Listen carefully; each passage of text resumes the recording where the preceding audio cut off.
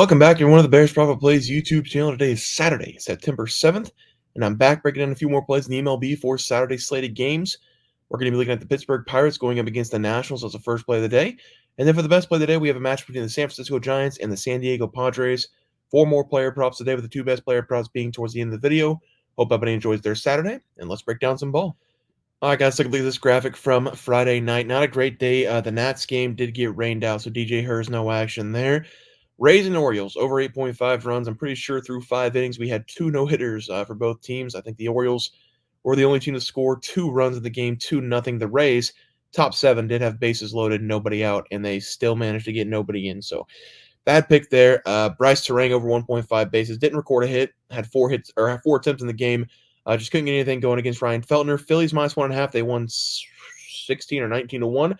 Kyle Schwarber over 1.5 bases single. I was waiting for the Schwarbomb. Finally happened pretty late in the game on a 2-run shot. Anthony Santander over 1.5 bases, did not record a hit in that Rays game. So overall, in 2 or 3 a day, not a good day for the best bets, though. 0-2 day there. 12-8 last 7, 67-51 since the All-Star break.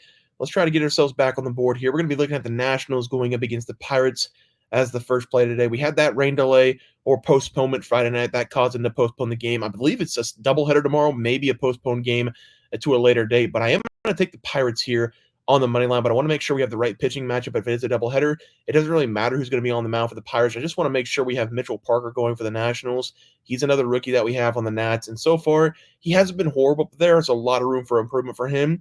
I have that projected starting pitching to be Mitchell Parker going up against Mitch Keller, and that's perfectly fine with me. I'm going to take the Pirates here on the money line. If it's a little bit too juiced, let's take them first 5 -0.5. Look at the numbers for Mitchell Parker. You can probably tell why I'm going to pick against him here. He has been struggling a little bit, and coming into this game against the Pirates have been hitting pretty well. He's coming off a really tough game going up against the Cubs, giving up 4 runs off of 7 hits, going 6 innings. We saw him struggle against the Phillies, giving up 9 runs and 10 hits a couple games ago, only going 3 innings. I do think this is our most consistent rookie. He's got those flashes of really great pitching, but the majority of the time, he's going to give up 2+ runs and 5+ hits. The Pirates, they have been hitting really well in this series so far. They put up 9 runs the other night on Jake Irvin on the mound, and I do expect them to put up at least 5+ runs in this game. That should get the job done. It is going to be Mitch Keller on the other side. I do trust him a lot more in this one over Mitchell Parker because he is more of a veteran-type presence. He's still a younger guy, but I think he's been with the Pirates now for 5 years. He's really worked his way up to being what was the ace before Paul Skeens got into this rotation. I trust him more in this game, so I'm going to take the Pirates here on the money line. If it comes out at over -140, let's take the first 5 -0.5 as the play. For the player props on the screen, we're going to be taking James Wood because he's a left-handed batter going up against the right-hander Mitch Keller, and he has been much better against right-handed pitching on the season. A batting average difference of nearly 60 points coming from the left to the right. And look at the numbers for Keller over the last couple games. He has given up a lot of hits, given up a little bit of runs, but he's given up 18 hits over the last 2 games. I don't know how he only gave up 3 runs in a couple of these games because, again, 18 hits over the last 2 games. You'd think he'd give up a lot of runs, but he really hasn't. In this game, I can see the exact same thing happening for Mitch Keller. He gives up a lot of hits, but he finds a way to keep the runs to a minimum. I like the over here, though, for James Wood, over 1.5 bases. Let's go over to the best play of the day. For the best play today, we're going to be looking at the Giants going up against the Padres.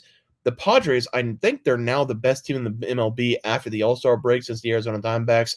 They kind of fell off a cliff dealing with some injuries. I'm not going to take a side in this game. If I were to take a side, it would be the Padres at home, but I want to take the under 8-run score in this game between the two teams. I think this is a really good pitching matchup that they can go 6, even 7+ innings. Logan Webb going up against Dylan Cease. The numbers for Logan Webb over the last 2 games, they have been brutal, giving up 10 runs and 12 hits, but on the season, he's been good for the Giants, coming in with a 3.43 ERA and a 1.20 whip. Before these last 2 games, he'd gone 5 consecutive games, giving up 2 runs or less. And he's also gave up 1 run or less in 4 of those games. We had a couple fluke bad starts for Logan Webb over the last couple games. He's going to come out in this one and deliver the goods for the Giants. He's been doing that all season long for them. On the other side, for Dylan Cease, it's kind of been the same thing over the last couple games, giving up 3+ runs in 3 of the last 4. But if you take a look at the other games leading up to these games, he's been under 1 run in 4 of the last 5 in the late stages of July and early August. He's only gave up 1 total run against the Dodgers between July 13th and August 6th, making 5 appearances.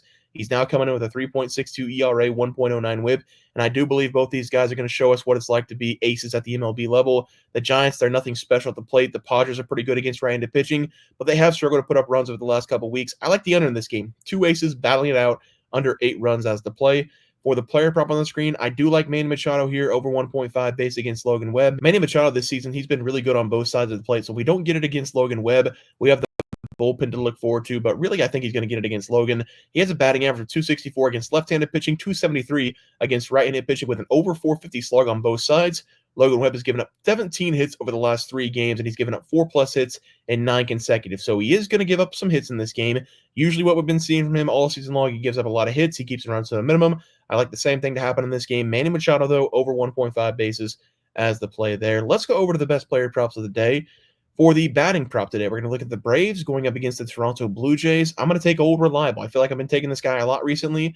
Marcell Ozuna to go over 1.5 base. I feel like he at least gets one hit every single game. I do like the matchup in this game. I think Jose Barrios on the season has given up way too many hits, and he's been getting away with it for the most part. But looking at the pitches that we're going to be throwing in this game, we have a really good matchup, whatever he throws. Jose Barrios has been better over the last couple games, but he has given up 6+ hits in 4 of the last 6 games. And if we take a look back further than that, over the last 15 games, this guy has given up 5+ hits in 11 of those 15 games. So he does give up a lot of hits whenever he's on the mound. He has been pretty good at limiting the runs, but I'm not interested in the runs in this one. I'm looking at the hits only. I don't care about the runs. Give up no runs, give up 10 runs. I just want to hit in this game. Looking at the numbers for Marcell Ozuna, he's hitting 300 this season against right-handed pitching. He's got 51 extra base hits, and going up against the sinker and the fastball, the 2 pitches we're going to see a lot in this game. He's a batting average of 348 going up against that sinker, which we're going to see 34% of the time. He has a batting average of 352 going up against the fastball. We're going to see that 18% of the time. I like to find one of those pitches and hammer it. Give me the over 1.5 bases as the play there for the best pitching prop tonight. I've been dialed in on the Phillies over the last couple days, so I'm going to stick with them here. Give me Aaron Nola, under 1.5 runs going up against Miami. I say this a lot whenever I talk about Miami. They have my respect because they're so young right now. They sold at the trade deadline, trying to rebuild for next season, and they have still been very competitive in most of the series. Not against the Phillies on Wednesday night, but they've got a lot of young talent. I think they're going to be good in the future. Right now, this team, they can't keep up with Aaron Nola, and Aaron Nola, he is making a case for the NL Cy Young. He's got a lot of competition with Chris Sale and his teammate Zach Wheeler. Aaron Nola, though, he's been really good for the Phillies, only having a couple slip-ups over the last 10 games, giving up under 2 runs in 7 of the last 10, and over the last 4, he's been basically unstoppable. He's also been going up against some really good opponents over the last 4 games. If we take out the Nationals, he's had to face off against the Braves twice and the Astros once. He shut out the opposing team in 2 of those 4 starts. He's now coming in with a 3.29 ERA, a 1.15 whip.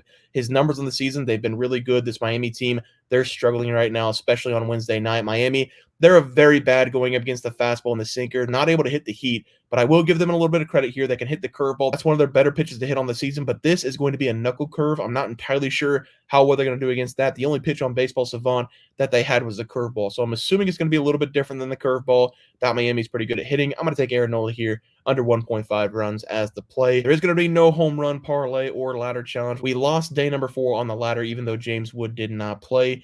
We had Bryce Terang in there to record a hit. He did not record a hit. So we're going to take a little bit of break, maybe bring it back next week or next weekend sometime.